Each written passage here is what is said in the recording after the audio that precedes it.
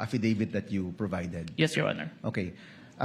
May mga nabanggit dun sa mga statements tungkol sa hitman, no? Sa totoo lang, yung presensya ng hitman, mabigat yon, mabigat yon. So, let me ask, are you the one who investigated just the video, or did you also investigate the presence of the hitman that was being mentioned in the videos of the Vice President? I was only tasked for the video, sir. Okay, may I direct this to the prosecution? Will you be presenting other witnesses that will pertain to this alleged hitman? As to the alleged hitman, Your Honor, please. Yes.